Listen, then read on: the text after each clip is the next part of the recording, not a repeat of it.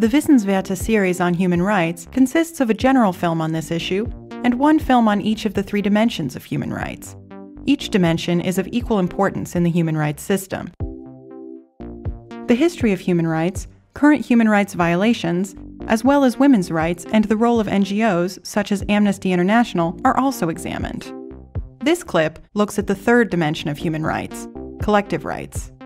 It also shows how the human rights system is developing and highlights the key problems at present.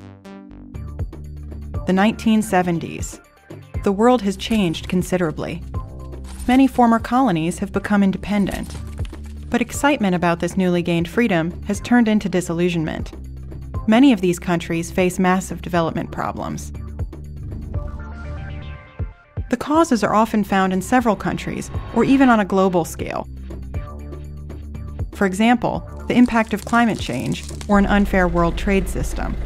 The consequences: wars, underdevelopment, corruption, or environmental destruction. Most of these problems cannot be solved by the affected country alone. In response to these problems, developing countries brought third dimension rights into the human rights debate.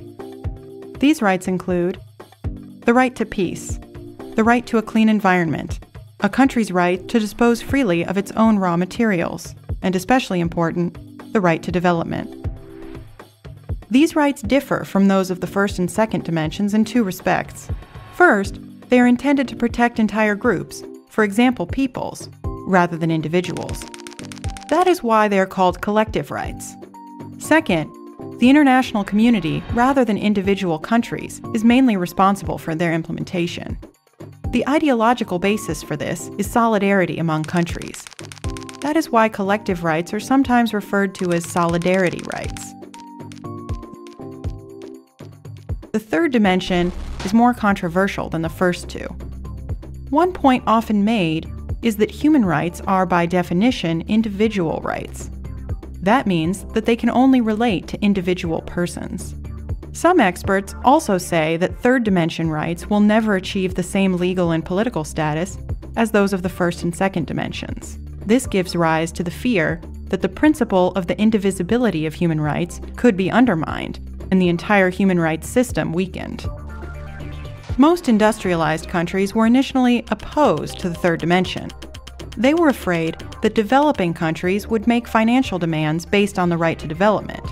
However, since the World Conference on Human Rights in 1993, most industrialized countries have supported the third dimension of human rights. Despite criticism, there is now consensus. Third dimension rights are an integral part of the human rights system. The third dimension of human rights shows that although human rights are universal, certain rights can change and new rights can also emerge. That may become necessary due to technological developments, for example, advances in genetic engineering or cloning. However, it can also be due to political change. In the case of the third dimension, it is mainly a result of decolonization and globalization. With time, international consensus on such new aspects can be reached. However, that does not mean that every country has to comply or that the rights can even be enforced. For that, the rights would have to be laid down in an international agreement. The rights of the first dimension are set forth in the International Covenant on Civil and Political Rights, while those of the second dimension are contained in the International Covenant on Economic, Social, and Cultural Rights. Certain rights can also become binding under international law through the adoption of UN conventions. That applies, for example, to CEDAW, or the UN Convention on the Rights of Persons with Disabilities. The next step is enforcing rights. What legal steps can individuals take when their human rights have been violated?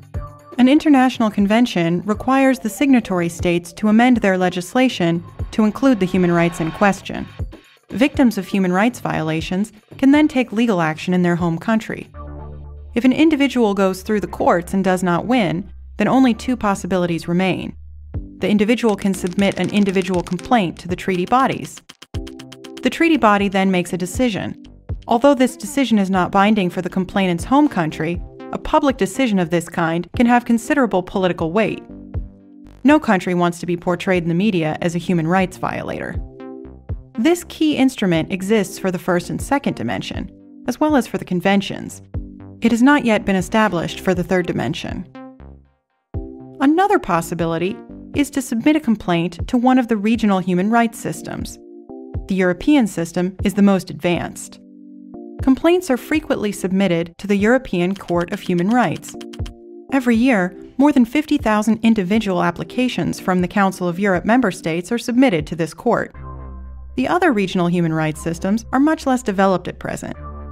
They offer people few alternatives to the UN human rights system. It's clear that the international human rights system is continually developing. Much has already been achieved, but a lot remains to be done. Some of the most important problems in the human rights system are regional human rights systems, especially in Africa and the Americas, must be strengthened. In regions such as Asia and the Middle East, there are no human rights systems at all. They have to be established. Individual countries and the international community must do more to prevent human rights violations committed by non-state actors.